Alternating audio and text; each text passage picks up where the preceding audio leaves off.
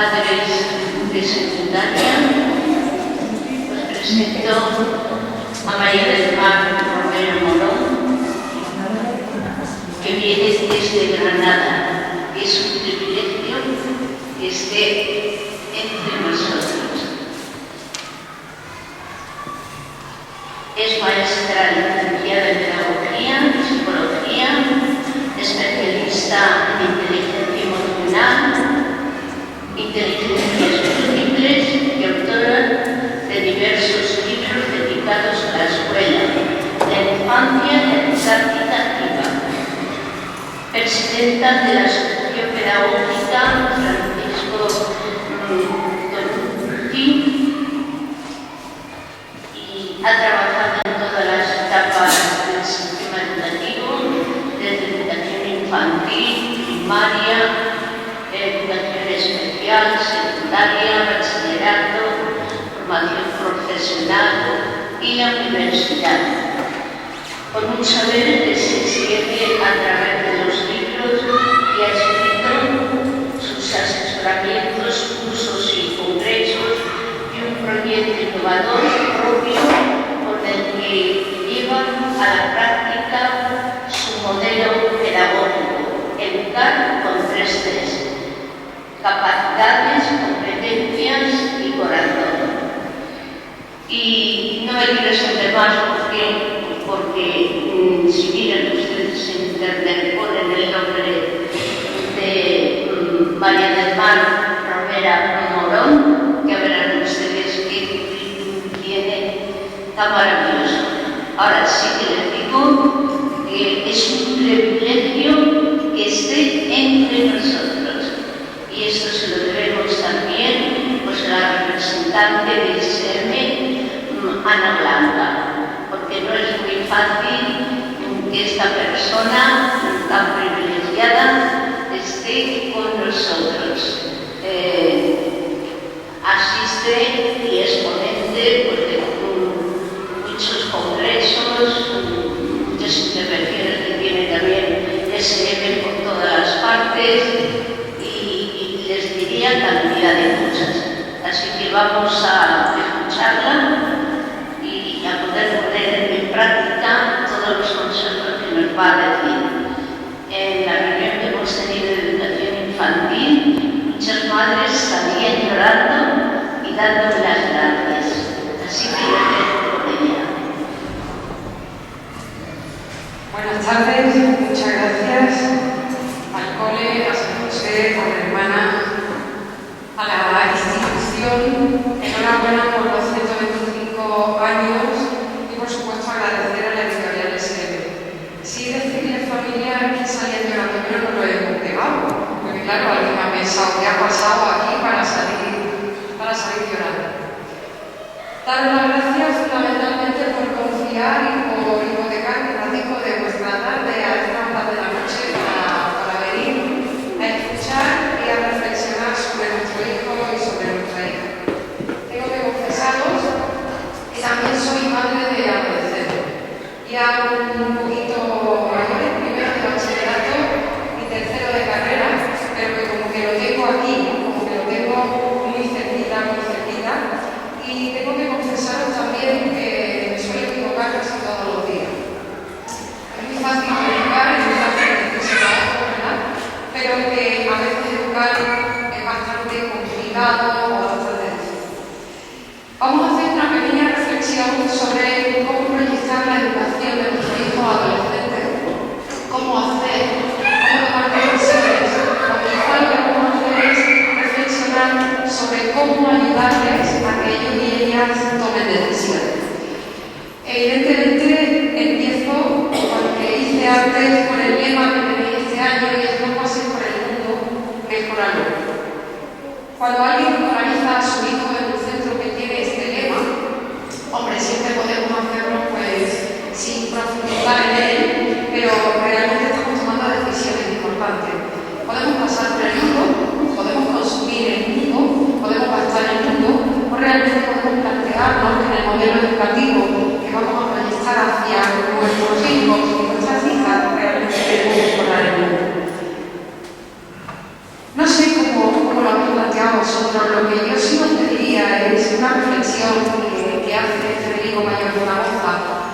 es no cuida el mundo para dejárselo a tus hijos, sino cuida a tus hijos para dejárselo al mundo. Realmente el planeta, el mundo, será conservado si nosotros hacemos un buen legado en la educación de nuestros hijos, porque el mayor tesoro que hay sobre el planeta Tierra son precisamente los niños y las niñas. Nos encontramos en una circunstancia muy complicada. Su hijo está cursando secundaria, pronto terminará cuarto de la ESO. Cuando mi hija terminó cuarto de la ESO, yo imprimí ese folio, se lo puse encima de la mesa y le dije, vete punteando todo lo que sepas hacer. Me dijo, ¿esto qué es, mamá? Y yo le dije, ese es el listado que la OCDE dice que tiene que tener cualquier persona para ser un trabajador activo en el siglo XXI. La muchacha cogió el listado y empezó, a la gran mayoría, me dijo, mamá, yo sé hacer polinomios, me he leído la Celestina, ¿sabéis lo que estoy diciendo, verdad? Pero de todo lo que hay ahí, como que va a ser que no. Es más, recuerdo que aquel día le dije, cariño, por favor, vete a correo y me certifica una carta.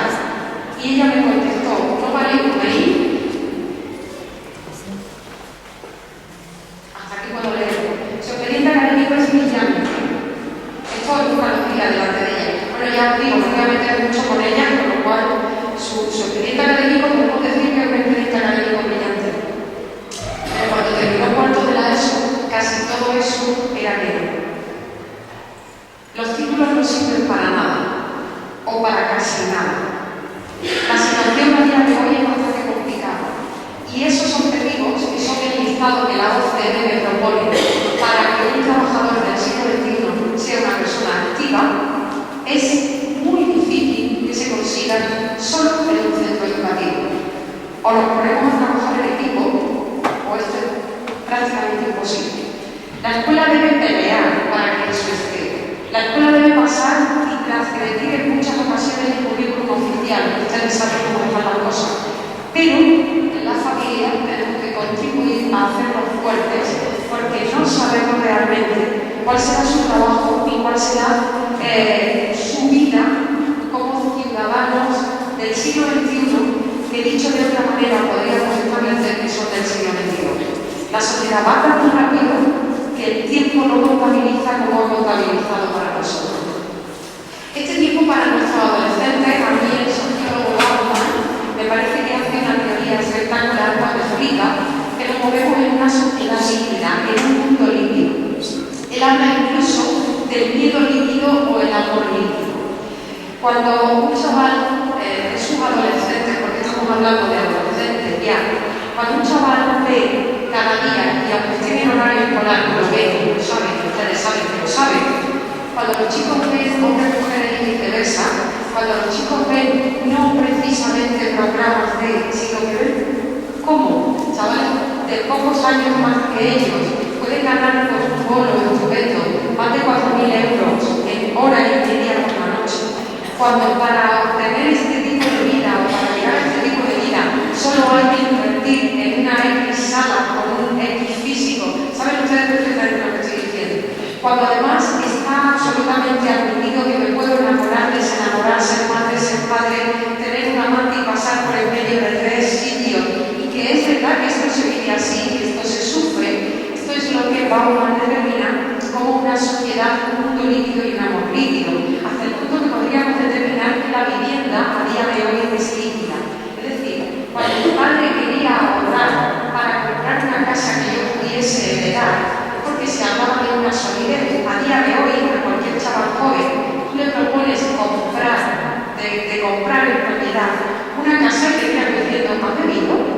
¿Para qué quiero una casa? No sé dónde voy a vivir, cuánto voy a vivir, dónde voy a trabajar. Este nivel de inestabilidad absolutamente es lo que se determina una sociedad líquida. Es fácil de entender con el tema de una vivienda o incluso cómo la vivienda es líquida. Esta situación hace que nuestros adolescentes estén absolutamente desconcertados. No les interesa prácticamente nada de lo que gestionamos los adultos de la sociedad. Su tendencia es quedarse al margen. Su tendencia es no participar en la infraestructura social. Participa muy poco en la infraestructura social. No hace demasiado tiempo, reunida con el Consejo de Infancia, yo me reúno todos los meses con un grupo de niños y niñas entre 4 y 16 años. Ellos son mi consejo de expertos. Yo me reúno con ellos para plantearles problemas que ellos me dan las soluciones, y debato con ellos. Y hay un momento de la conversación que yo les pregunto qué iban a hacer o cuál era su proyección cuando fuesen mayores. Dijeron todas las profesiones del mundo, la de astronauta, la de futbolista, la de peluquero, cayeron todas, ¿no? Pero nadie me dijo político, y yo le dije, oye, ninguno de vosotros o de vosotras vais a ser político. Y entonces me contestó Samuel, que solo tiene 5 años, y me dijo, no, es que nosotros somos buenos. Si nosotros somos buenos, no nos podemos plantear el ser político. Pero es que además no me interesa. Solo dicen estupideces, se pelean entre ellos y por tanto opto por quedarme al margen. Son muy pocos los chicos que están interesados en esta estructura. Tienen relaciones virtuales, no hay una vida real. Fíjense que cuando yo era adolescente me bajaba a la calle, yo vivía en un edificio, en un noveno piso, me bajaba a la calle y cuando subía mi madre me decía, ¿qué has hecho? Y yo contestaba nada. Yo no sé qué contestabais vosotros, pero ¿qué has hecho? Nada. Ahora mi hija se mete en su habitación, cuando sale le digo, ¿qué has hecho? Y dice, nada. La única situación es que yo lo hacía en vivo y ella lo hace en virtual. Yo tenía las caras, yo tenía las relaciones, el chico que me gustaba me miraba de tú a tú y ahora su vida es virtual. Fíjate que la respuesta es la misma. Yo comía muy cuando nunca me sentaba en el banquillo, siempre nos sentábamos, sí, vosotros también, no sé qué. Esto funcionaba así, la pregunta era ¿qué has hecho? Y no contestaba nada, y ahora cuando yo le pregunto a mi hija al salir de su habitación ¿qué has hecho? La respuesta es nada. Muy curioso. Todo se repite, pero su vida es virtual. Y además hay situaciones, tengo de Granada. Tenemos el récord del botellón. ¿Qué os cuento? ¿Qué os cuento? Entonces te dicen los chicos que argumentan, es que primero vamos al botellón, allí podemos tomar para después poder. Y además, conductas violentas, bandas y extremos. Nunca como ahora, nuestros adolescentes se han derivado a extremos exagerados. En fútbol, en religión, en ideologías, en bandas de calle. Es verdad que aquí estáis en un pueblito, que ole por vosotros, ole por calidad de vida, y esto vuestro hijo y vuestra hija os lo agradecerán. Pero en las grandes ciudades, sobre todo, vemos como no hemos ido a extremos. Es decir, están absolutamente desconcertados. ¿Y por qué están desconcertados? Pues mirad, esto es más o menos fácil de entender. Porque cuando mi padre era joven, nacido en el año 36, él fue emigrante. Cuando mi padre emigró, cogió su maletita y se fue, él veía que la salida de esa crisis era el éxito. Él trabajaba con la intencionalidad de mejorar y tenía seguro en su cabeza que mejoraría la situación de mi abuelo y que mejoraría la situación para sus hijos. Sin embargo, nuestros jóvenes, mis hijas, que han vivido una situación de crisis desde 2008 y vuestros hijos también, han entrado en un túnel. Y el problema es que mi padre veía una salida, pero nuestros hijos no ven nada. Ven un túnel.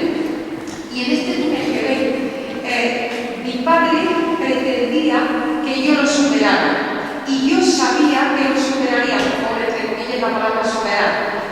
No es una cuestión de superar, pero tendría más estudios universitarios, cambiaría de rol social, tendría una situación más cómoda. Sin embargo, mis hijas me ven pensando que jamás podrán alcanzar lo que han alcanzado sus padres. Está en una situación de conflicto que está haciendo que nuestros adolescentes realmente lo pasen tan mal como lo están pasando. Y sin embargo, los adultos los observemos y pensemos que tienen una vida excesivamente cómoda. Tienen una vida muy cómoda, pero tienen una vida de gran sufrimiento porque no tienen el porqué de las cosas. Y ahí es cuando realmente nos necesitan. Dice Bauman que tenemos que romper con un sistema en el que la clave sea la memoria, los títulos y el esfuerzo. Esto ha dejado de tener sentido. La memoria ha dejado de tener sentido porque está en el reloj, está en el iPhone, lo tiene sí. Cualquier cosa que se me ocurra preguntar está en el móvil. Por tanto, no tengo por qué memorizarla. Y ya la memoria no es dato de intelectualidad o de persona más lista o menos lista. Por otra parte, los títulos no me garantizan absolutamente nada. Y el concepto de esfuerzo, de yo consigo cosas por esfuerzo, está totalmente destruido. Y he hecho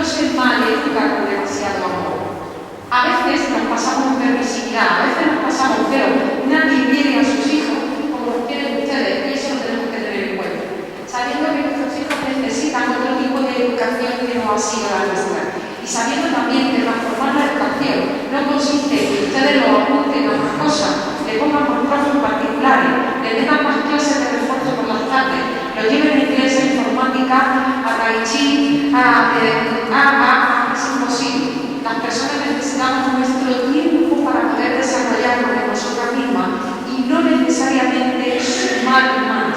Nuestros adolescentes y nuestros niños no pueden sumar más. El ser humano no está preparado para asumir todo lo que hay que asumir. Piensen que cuando mis padres iban al cole, en 3 enciclopedias estaba todo, absolutamente todo.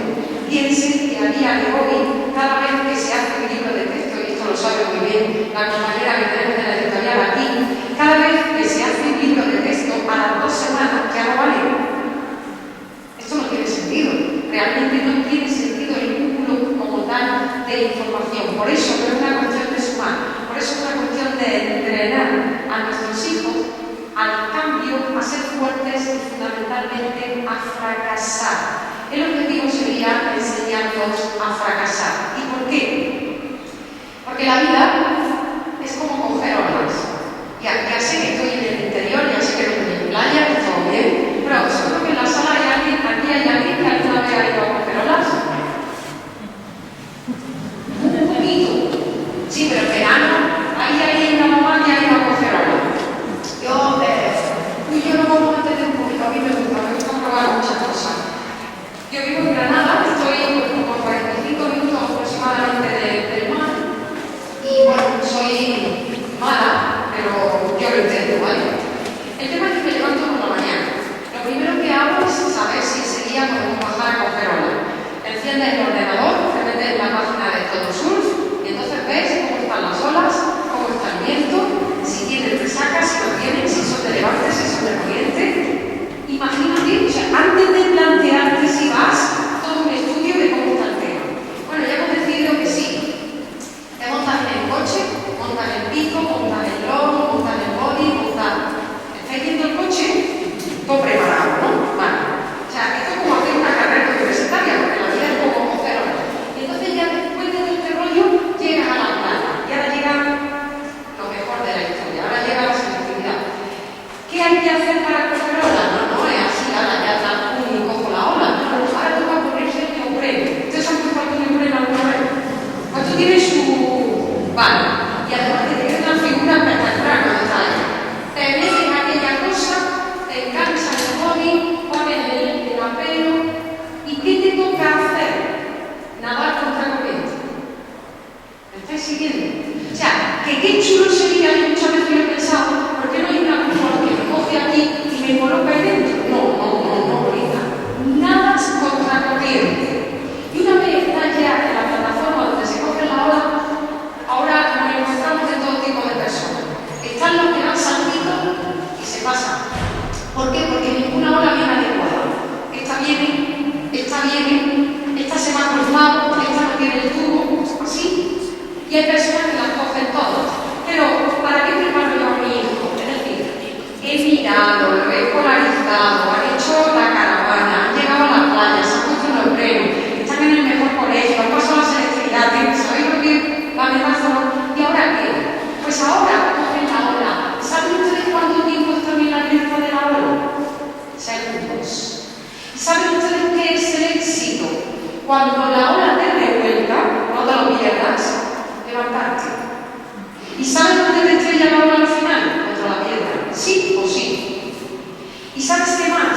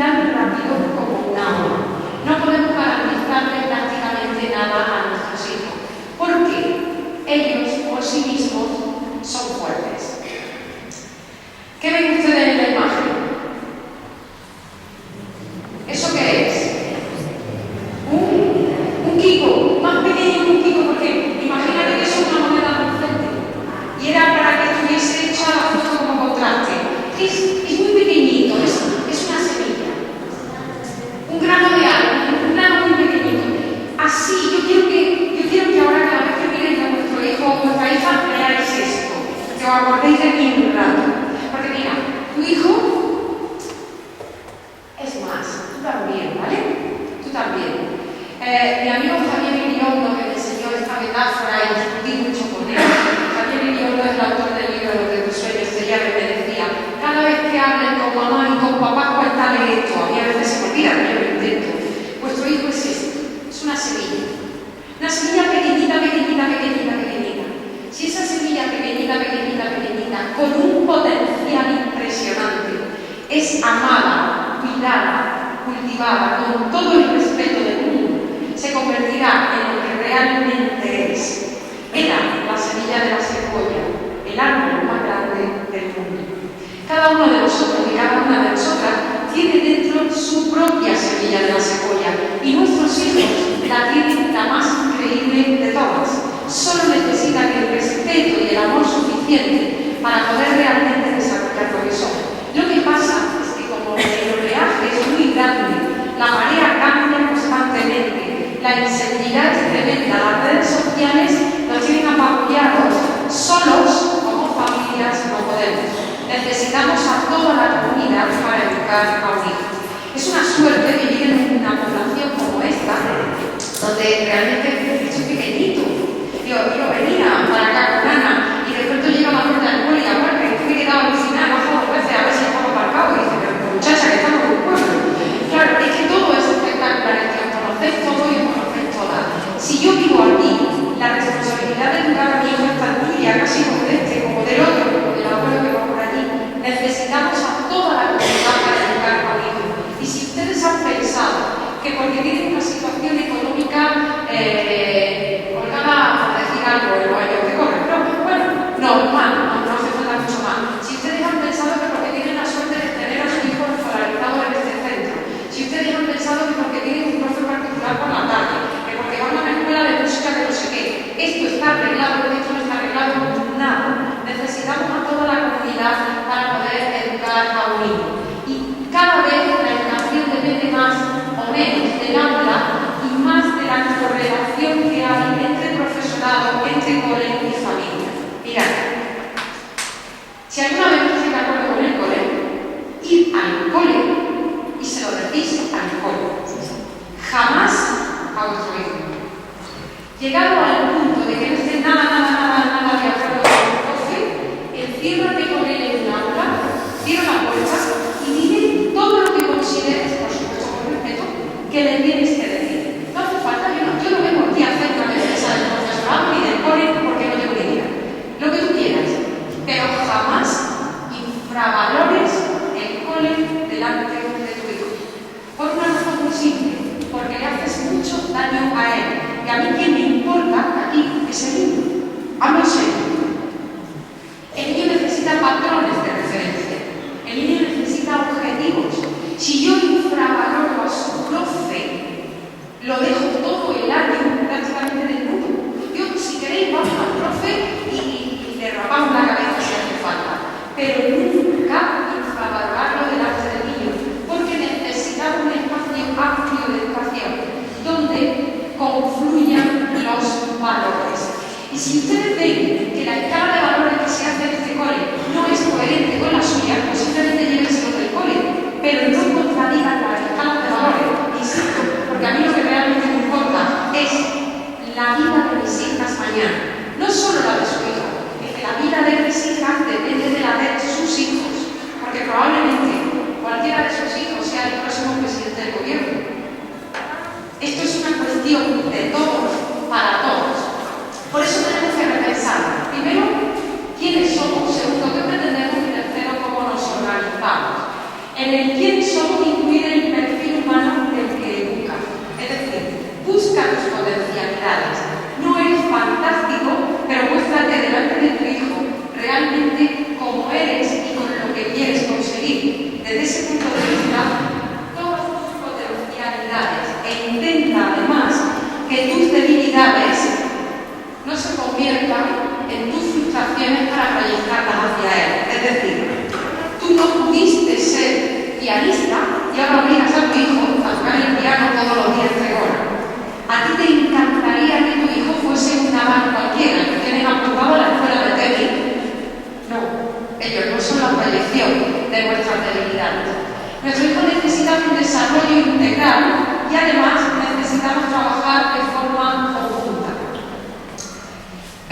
nuestros hijos, en esta estructura de montar su propio proyecto, ellos tienen que diseñar su proyecto.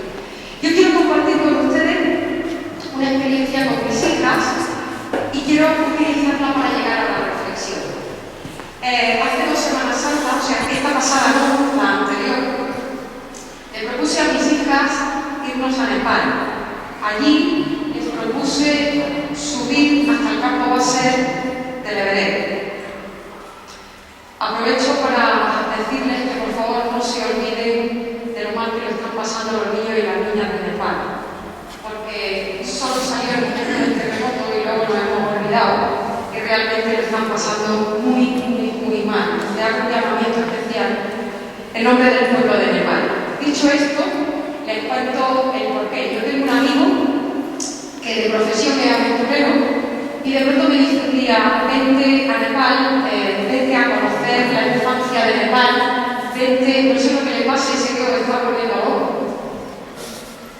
Vente a conocer la infancia de Nepal, vente.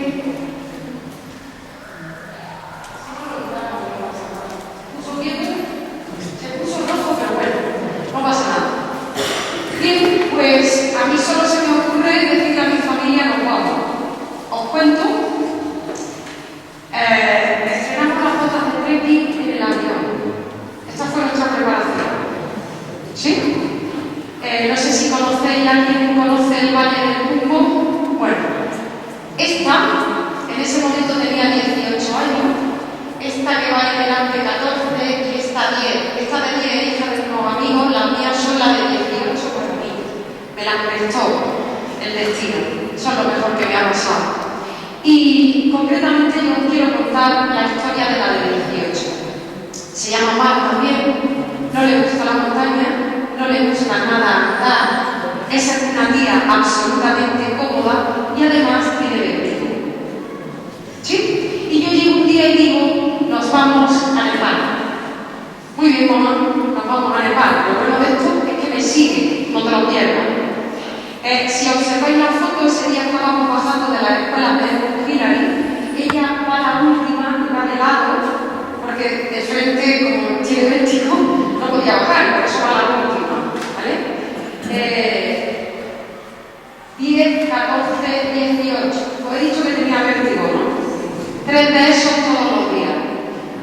Pero claro, la experiencia es maravillosa. ¿Cómo puede mi hija protestarme por llevármela a Nepal, a subir al campo base del Everest? ¿Sabéis lo que estoy diciendo? Sí. Para llegar a la entrada del Valle del Cumbo se hacía un vuelo, porque ahora el aeropuerto está destrozado, el aeropuerto de Nubia, que es el vuelo más peligroso del planeta. Entre la cadena del Himalaya, 7 y 8 miles, sí, os he dicho que tenía vértigo. Sí. Esto es lo que hacemos con nuestro hijo. Sí, es maravillosa la experiencia. Cuando uno llega allí, pasa 3 o 4 días en Katmandú y entonces viene la gastroenteritis. ¿Sí? La podéis llamar reválida si queréis, pero gastroenteritis, porque claro, comidas, picantes, gastroenteritis. Hacemos este vuelo, su cara os la podéis imaginar, hacemos este vuelo, aterrizamos y empieza la subida. El tercer día de subida, con 2 o 3 puentes de esos todos los días, ¿vale? Se duerme en tablas con un poco de frío en un saco de dormir y el baño está allí. Lo de allí también me estáis entendiendo, ¿verdad? Porque ahí todo lo que llega a espalda de los hombres y las mujeres de la comunidad Sherpa. El tercer día, que es una subida difícil, bueno, relativamente difícil, es el primer avistamiento al Everest. Quiero que os imaginéis la siguiente situación. En el primer avistamiento al Everest hay una pequeña explanada, aquello es un folgorio, aquello es como la Gran Vía, era como la Gran Vía, aquí hay un montón de gente. Había una señora vendiendo mandarinas de Valencia y había otra señora vendiendo cerveza San Miguel para la vida, allí, en el primer avistamiento al Everest. Y había una pareja que yo creo que se estaban casando sin mirar, porque estaban haciendo allí cosas y se estaban dando anillos y tal y cual. Cuando llegamos allí, yo le digo: cariño, Mar, mira, el Everest, tal cual llegaba a ella, que tenía un poquito de fiebre, en fin, hacía así, se da la vuelta y se sienta de espaldas al Everest.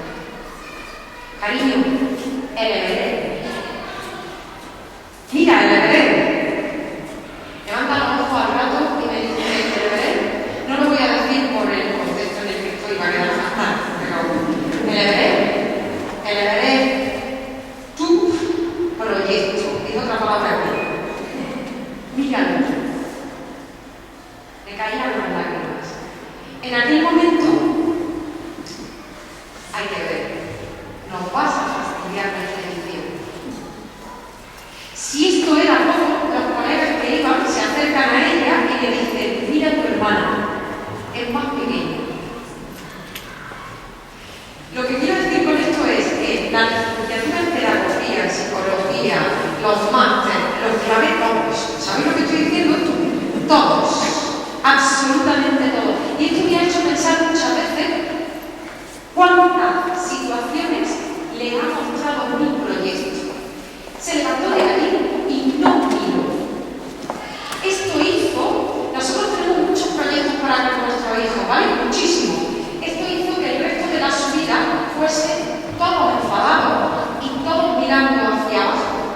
Hay un momento de su vida que ya se llega a un allanamiento, y el camino era muy estrecho, tenía una reata de llave, y entonces yo levanté la cabeza, no había vuelto a levantar la cabeza, familia. De verdad que os lo estoy contando con detalles porque el enfado me había hecho no volver a levantar la cabeza, me había perdido todo lo que había alrededor. En aquel momento que levanté la cabeza, la paré, porque iba mirado, paré con una mano, paré a Javi, a mi marido, que iba a un lado, y era el instinto de te vayas a caer. En aquel momento de parar, levanté la cabeza y lo que había enfrente era realmente un espectáculo impresionante de la naturaleza, un regalo de los dioses, pero espectacular. En aquel momento, entre la tensión que yo llevaba y lo que había aparecido enfrente, a mí se me cayeron las lágrimas. Y Javi, que es un tío fácil también, me coge de la mano, pero es que a él se le cae más rápido que a mí. Y en ese momento llega la niña que estaba con 18 años, que era la niña, llega la niña, se da la vuelta, nos mira, me abraza y me dice, mami, así sí.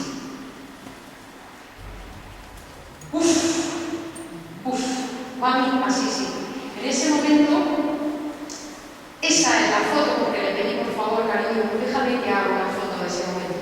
La foto se ve mal, lo que teníamos enfrente es realmente un espectáculo. Eso es Nanche Bazar, el valle de Nanche Bazar, que ahora está totalmente destrozado, como podéis ver, su ojo hinchado, la mitad de la fiebre, la mitad de llorar y la otra mitad de broma. Entonces, por favor, una foto, y me dijo, voy a poner la sonrisa de mentira, pero me dejó hacerle la foto. Llegamos ahí, al pueblito este, pasamos la noche ahí, y a la mañana, cuando nos levantamos, me encuentro en el loft que estaban las tres niñas sentadas, levantadas antes que nosotros. Cuando llegué donde estaban ellas, me dijeron, no seguimos. ¿Cómo? No seguimos. Tenemos muchos adolescentes que a mitad del camino me dicen, no sigo, que a mitad del camino me dicen, no estudio. Y tú no puedes entender que un zagal te diga con 12, con 14, con 16 años, no sigo o no lo hago, si mi argumento era, pero tú sabes dónde está, pero tú sabes qué viaje hemos organizado con nosotros, ¿vale? En aquel momento, toda la mala pedagogía que había hecho el día anterior me vino una lucidez, porque el resto de los colegas, pues mi marido, los demás, decían, pues alguien se queda aquí, seguimos el resto, porque allí entras andando y sales andando, no hay otra manera de poder hacerlo. En aquel momento le dije, dejarme sola con ella, me senté y le dije, ¿esto puede tener alguna solución? Y me dice, sí, tiene una solución. Queremos que todas las mañanas, Manji era el día de Marín, del cual no sabemos nada, por cierto. Todas las mañanas Manji y Javier Campos, que era el guía español que llevábamos, se sienten con nosotros. Queremos que nos digas cuántos kilómetros vamos a andar, cuántos metros de desnivel, en cuántos blogs podemos parar, cuántas veces podemos tomar el té, y que nosotras diseñemos el itinerario y la jornada. No lo diseñéis por nosotros. Y además no nos mintáis.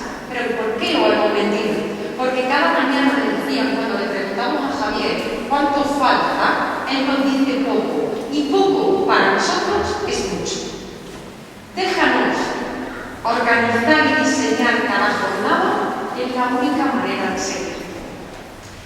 Para mí fue absolutamente una lección, o sea, una lección de esa que queda así en la cabeza totalmente. Pero quiero contar algo más, porque sí seguimos, sí llegamos al campo base, sí volvimos, ella pasó su ración de líder, lloró, peleó, jugó, pudo reír y pudimos ver distintas cosas y diseñar la jornada. Pero sí os quiero contar también que a la llegada a España de nuevo, después de haber pasado por Katmandú, por Tianpoché, por muchos otros sitios, dijimos, vamos a poner en común las fotos de todos. Es decir, lo que cada uno habíamos hecho de fotos, porque al principio llevábamos cámara y no sé qué, y al final llevábamos el móvil pesaba ya demasiado, o sea que pusimos todo lo que llevamos. ¿Y cuál fue mi sorpresa? Que en su cámara de fotos de su móvil no había ni una sola montaña. Su cámara de fotos estaba llena de estas fotos. Ella había hecho un viaje paralelo, con una sensibilidad que jamás podríamos haber planteado otro, con una perspectiva que jamás podríamos haber planteado otro. Su cámara era diferente, habíamos hecho viajes diferentes, ninguno mejor que otro, pero en su cámara solo había momentos, solo había vida, solo había personas. Ella no había fotografiado la montaña, solo esa imagen que es el primer avistamiento al rey.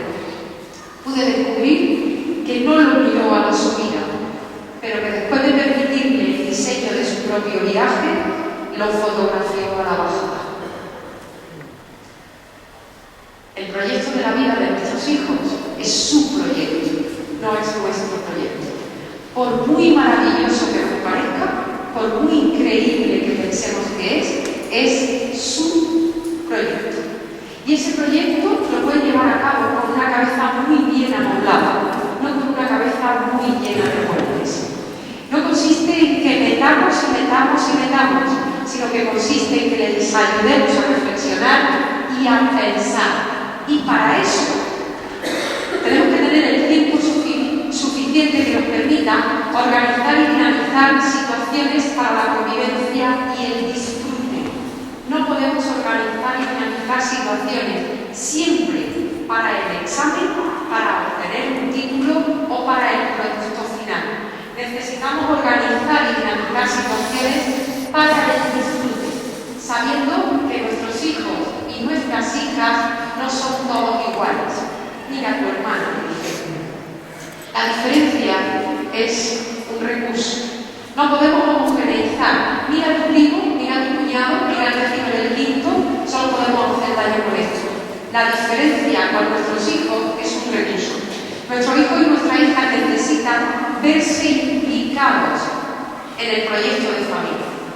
Igual que ellas me pidieron sentarse cada mañana para poder diseñar la jornada. No puede levantarse una mañana y verse escolarizado en X centro, que hayamos decidido por ellos cuáles van a ser sus vacaciones, a qué campamento deberían ir o de qué manera deben organizar su tiempo libre. Nuestro hijo y nuestra hija necesitan participar porque damos responsabilidades y confianza cuando damos responsabilidades. Si no damos esa confianza, luego no podemos pedir resultados en las responsabilidades. Necesariamente deben participar en el proyecto de su propia vida, tomar decisiones, saber cuándo quieren bajar a coger la ola y saber también que el producto final pueden ustedes incluso llegar a comprarse. Ustedes le pueden comprar el B1, el B2, el C1, estoy hablando del inglés, pero ustedes no pueden comprar personas fuertes que cuando se caigan sepan levantarse solas. Por eso es fundamental permitirles participar en el propio diseño de su proyecto de vida. Evidentemente, utilizando las nuevas tecnologías. ¿Cómo? Pues esto es un problema con los adolescentes. Y es un problema con los adolescentes, más que un problema, una circunstancia problemática, porque en la mayor parte de los casos, chicos y chicas saben mucho más que nosotros sobre nuevas tecnologías. Pero yo simplemente quiero decirles una cosa. No tienen ni idea.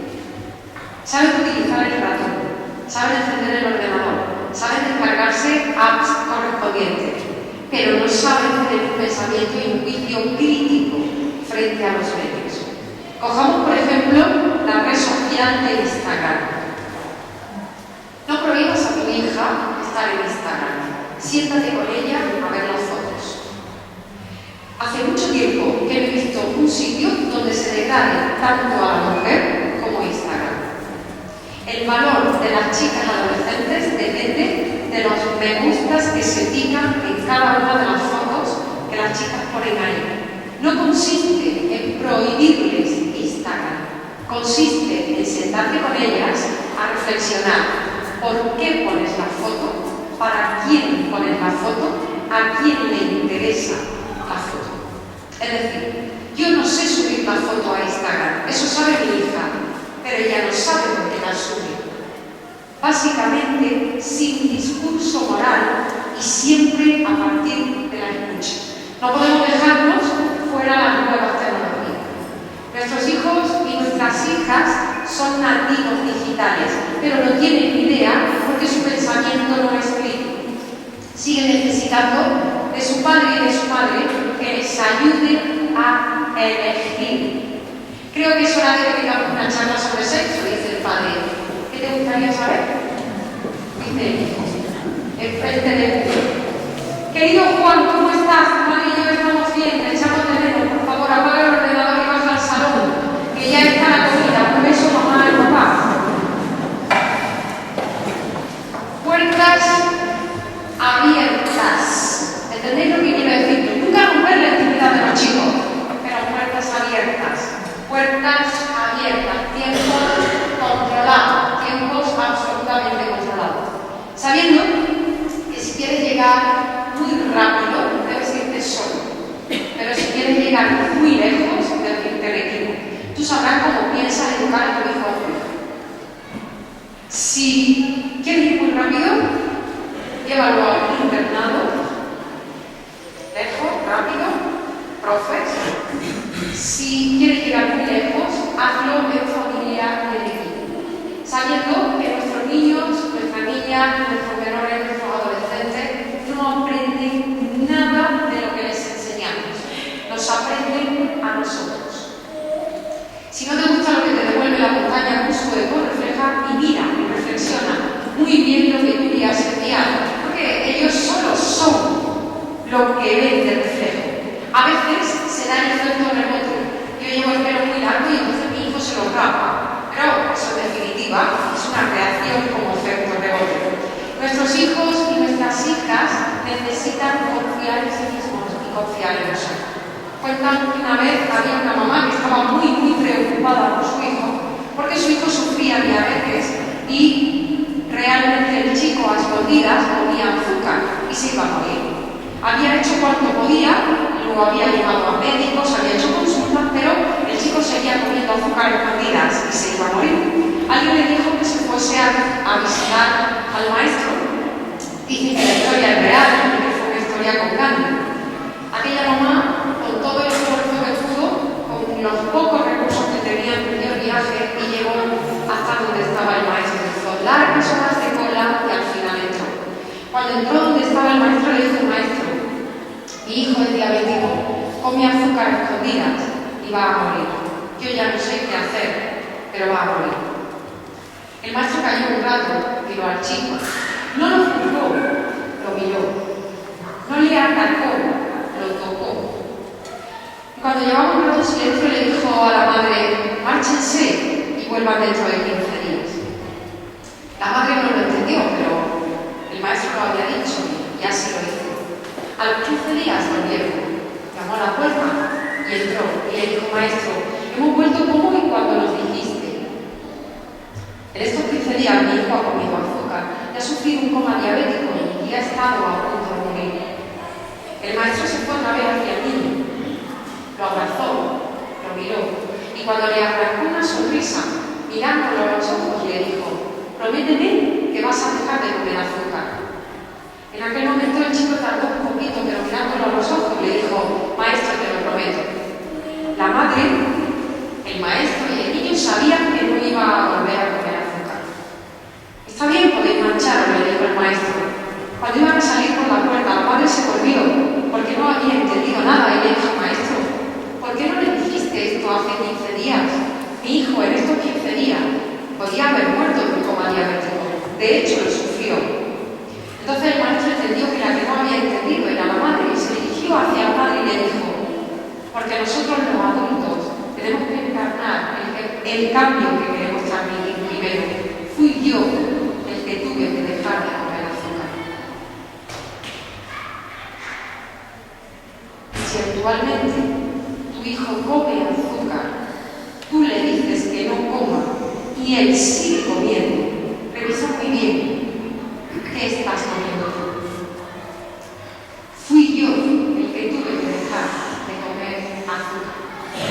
Nuestros hijos necesitan vivir su propia autonomía y necesitan vivir su propia autonomía porque sienten que confiamos en ellos. Sienten que confiarnos en ellos. Había una vez un aguilucho enfermo, roto, que cayó en una granja. ¿Qué hace un aguilucho en una granja? Pues no se sabe. Pero el caso es que aquel aguilucho fue recogido por el granjero, fue cuidado, lo cuidó muy bien, lo puso en el mejor espacio de la granja, probablemente hasta con un humidificador en su habitación. Lo cuidó tan bien que el aguilucho se recuperó. Un día, pasado mucho tiempo, pasó por allí un experto en águilas y le dice: Señor, ¿qué hace un águila viviendo entre las gallinas? Ah, no sé, yo lo he cuidado, le he curado las alas, le he curado las heridas, le he puesto el mejor pienso, le he dado el mejor espacio de toda la granja. Ya, pero es un águila viviendo entre gallinas. Ya, pero yo no le he dicho que no huele. Ya, pero no huele. ¿Y a usted le importaría que yo le enseñara al aguilucho a volar? Ahí lo tiene, sí le importaba. ¿Sabéis, familia, que si no le importa que nuestro hijo vuele? Claro que nos importa. Claro que no sabemos dónde van a llegar a parar. Y claro que a veces nos resulta mucho más cómodo que no huele. A veces nos resulta mucho más cómodo no soltar su mano. Pues aquel experto en águila cogió al aguilucho, se montó a un árbol, lo elevó al cielo y le dijo: vuela. Pero el aguilucho se sentía mucho más cómodo en su casa, en su corral, junto a las gallinas, y desde lo alto del árbol se tiró y volvió con las gallinas.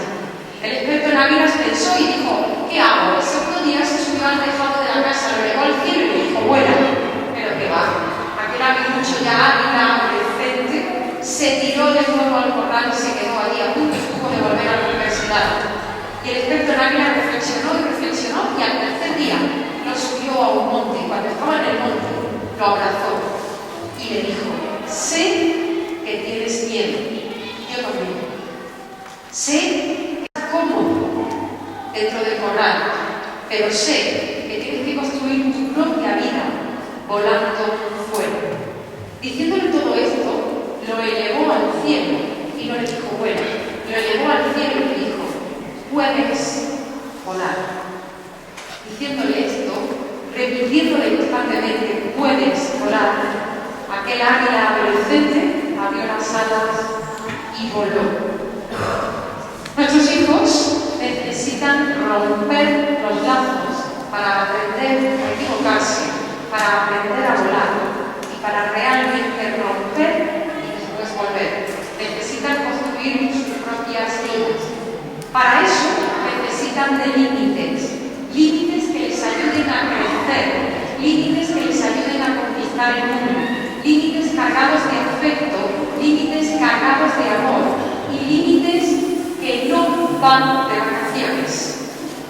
Quiero decir, que los límites no son para los martes y los miércoles, y los viernes ya, como es viernes y han venido amigos a casa, pues ya no hay límite. No. Y límites con consecuencias en sí mismas. No valen los límites con consecuencias extrínsecas a los propios límites. Si nosotros queremos construir una sociedad diferente en el futuro, es obvio que tenemos que hacer cosas diferentes. ¿Y tú crees que ya has hecho casi todo con tus hijos? ¿Tú crees que ya te sabes casi todo? Pues va a ser que no. ¿Ustedes saben por qué no se van los elefantes de la puerta de los circos? Una vez había un papá que se fue con su hijo chiquito a ver el circo. Y ustedes saben también que cuando un papá va con su hijo a ver el circo, luego después hay que ir detrás de la carpa a ver los elefantes, porque si no el circo no ha tenido ninguna gracia. Pues cuando fueron a ver los elefantes, le preguntó el chiquito a su papá: papá, ¿y el elefante por qué no se va? Y le dice: porque tiene una cadena. Ya papá, pero el elefante en la pista central ha demostrado que era muy fuerte y tiene una cadena pequeñita en la pata, ¿por qué no se va? Y le dice el padre: cariño, porque está domesticado. Y le dice el niño: papá, ¿y si el elefante está domesticado, por qué tiene una cadena? También esto no preguntan nada, ¿verdad? Hay veces que mejor que no preguntaran tanto. Y en aquel momento el padre tuvo la suerte de que pasó por allí un experto en elefante y le dice: ¿quiere usted que yo le conteste? Por supuesto, contéstele usted. Y le dijo: mira, mi vida, cuando tú veas un elefante muy grande, con una cadena muy pequeñita, atado con su estaca a la puerta de un circo, significa que el elefante nació en cautividad. ¿Ves ese elefante? La noche que nació, yo ya estaba en el circo. Le puse la cadena y le puse la estaca, y el elefante tiró durante todo el rato para poder escaparse del pudo. Así al día siguiente y al siguiente, y así hasta 21 días. Como no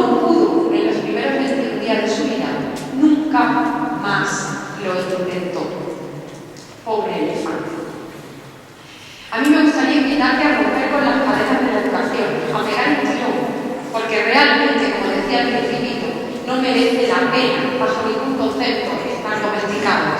Merecemos un mundo mejor, merecemos una adolescencia, una infancia y una juventud mejor, y sé que el tesoro real está en la escala de valores con la que educamos a nuestros hijos. Y sé también que vamos a conseguirlo y que lo vamos a cambiar. Los valores pueden convertir el fracaso en éxito. Solo una buena escala de valores puede convertir los fracasos en éxito. Porque las cosas no son buenas o malas en sí mismas, porque las cosas suceden. Piensen ustedes que no pueden garantizar la estabilidad de sus hijos para toda su vida. Piensen ustedes que su hijo tiene que aprender a perder y tiene que aprender a fracasar. Solamente una buena escala de valores le va a dar la estabilidad y el colchón necesario para poder asumir los propios fracasos. ¿Cuál es el cuento más feliz de todos los cuentos? Un emperador japonés se lo regaló a su nieta por su cumpleaños. Usted, contador de cuentos, cuéntele el cuento más feliz de todos los cuentos a mi nieta. Va a cumplir 8 años y ya le hemos regalado todo. Aquel contador de cuentos, delante de todo el altar y de todo el pueblo, se puso enfrente de la niña y dijo: el abuelo ha muerto. El padre ha muerto. El hijo ha muerto. Fin. Mátenlo, dijo el emperador. ¿Cómo puede usted contar esa historia si le he tenido la historia más feliz de todos los tiempos? Cuando lo iban a ejecutar, le preguntaron: ¿por qué contó usted esa historia?, le dijo el emperador. Mi emperador, conté la historia más feliz de todos los tiempos. El abuelo ha muerto. El padre ha muerto, el hijo ha muerto. ¿Quiere usted que cuente la historia al revés? Esa sería la historia más triste de todos los tiempos. El orden lógico es la historia más feliz de todos los tiempos. Claro, esto deben entenderlo nuestros hijos y no podemos quitarle ni la muerte, ni la pérdida, ni el fracaso. Solo dotarlos con una escala de valores que lo hagan lo suficientemente fuertes como para poder acometer los cambios tan difíciles que le van a tocar vivir. Y para eso, ¿qué podemos hacer? Hablar poco y escuchar mucho. No permitan que sus hijos se acuesten ningún día sin haber reído 5 veces conmigo. Quiten la tele a la hora de comer. Escuchar. Escuchar. Los discursos no sirven para nada. Escuchar, amar, reír, llorar con ellos.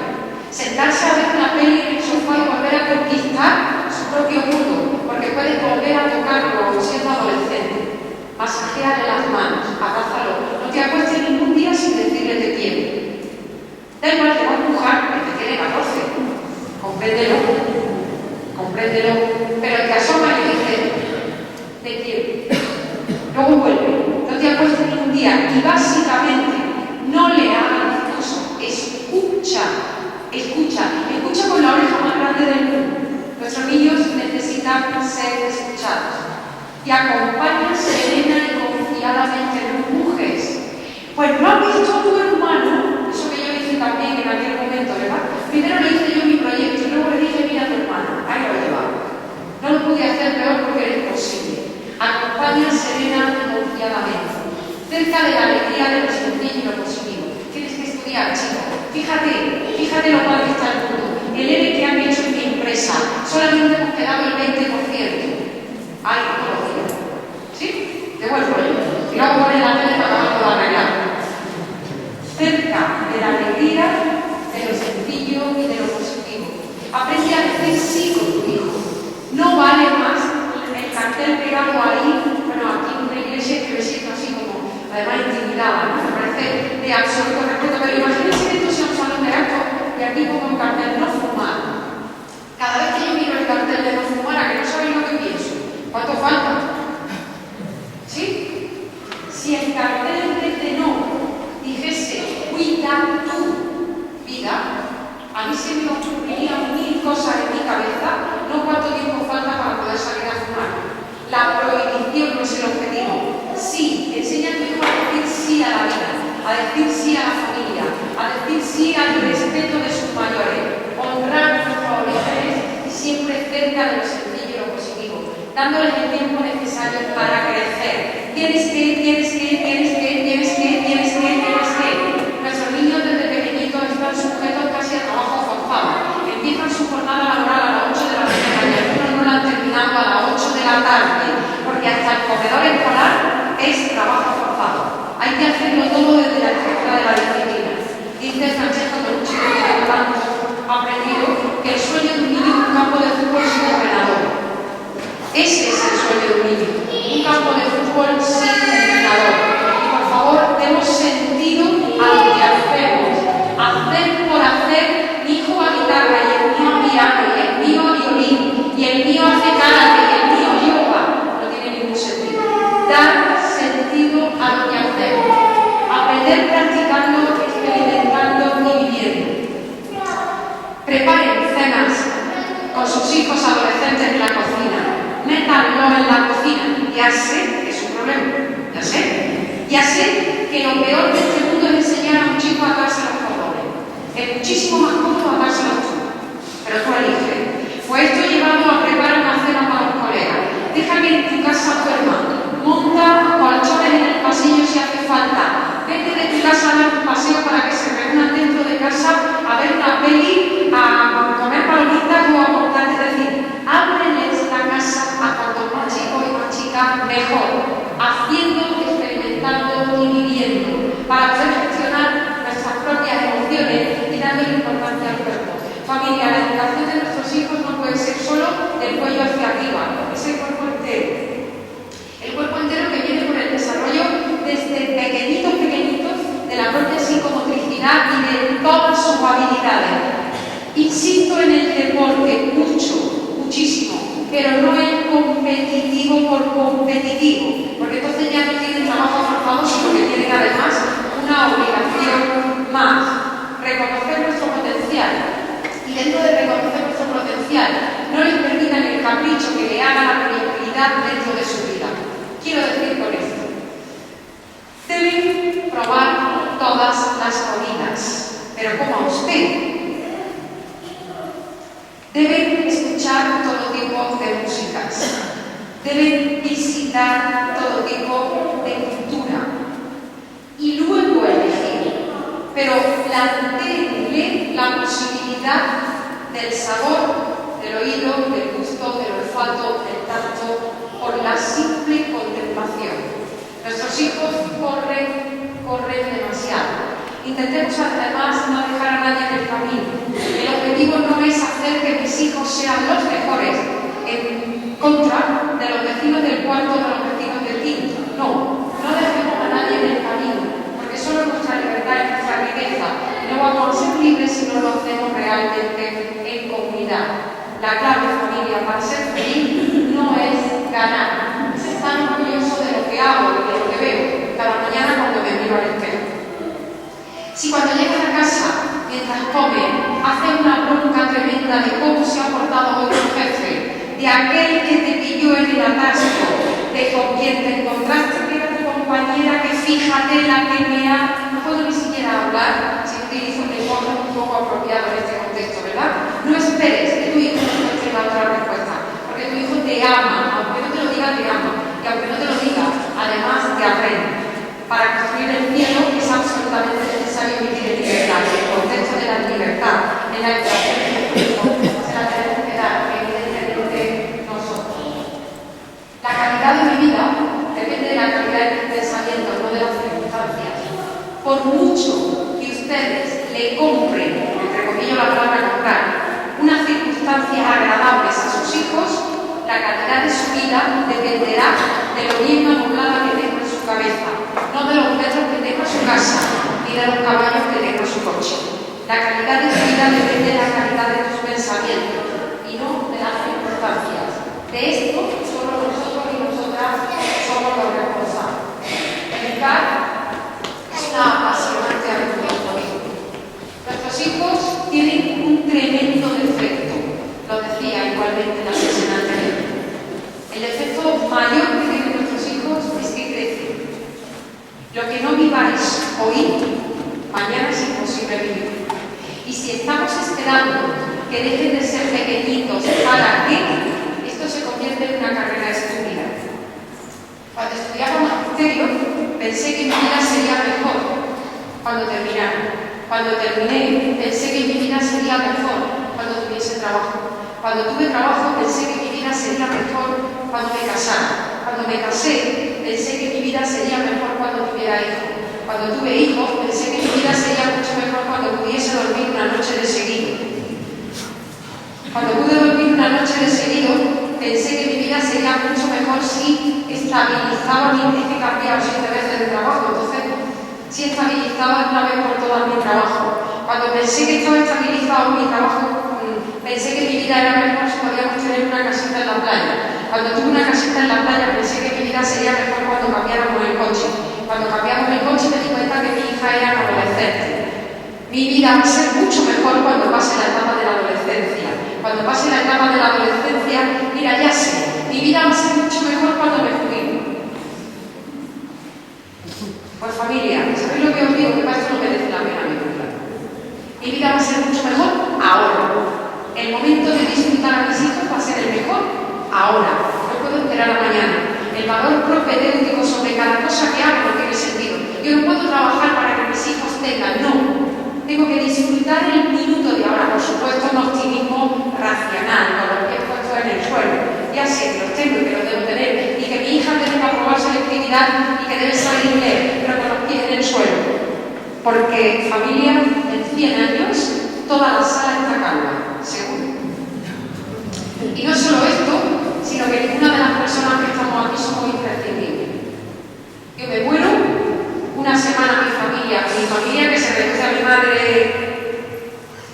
triste, dentro de 3 meses mis hijas han empezado a rehacer su vida, dentro de un año qué buena gente era, y hasta luego cocodrilo. Y si no contarme, ¿quién de ustedes sabe por qué su bisabuela fue una tía importante? ¿Mi bisabuela? Pues no sería tan importante. Ella pensó que sí. Pensó que era igual de imprescindible que tú. Pues no. Vive, además, el momento. Y esta apasionante aventura es educar para saber vivir, como os decía, mientras vives.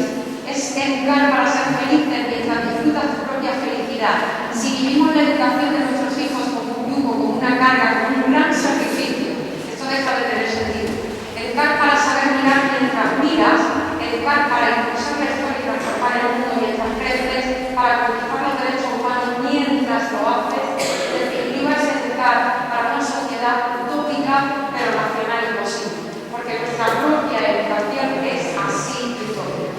Nuestros hijos son complicados, muy complejos, no hay 2 iguales. Y tú dices, ¿cómo es posible, macho? Si tengo 3 y el primero al segundo no se mete en nada. Han vivido en la misma casa, incluso han heredado la ropa en nada. Y el segundo y el tercero en menos. No, son complejos, son interesantes, pero son capaces de ser fuertes. Solo respetamos su complejidad emocional.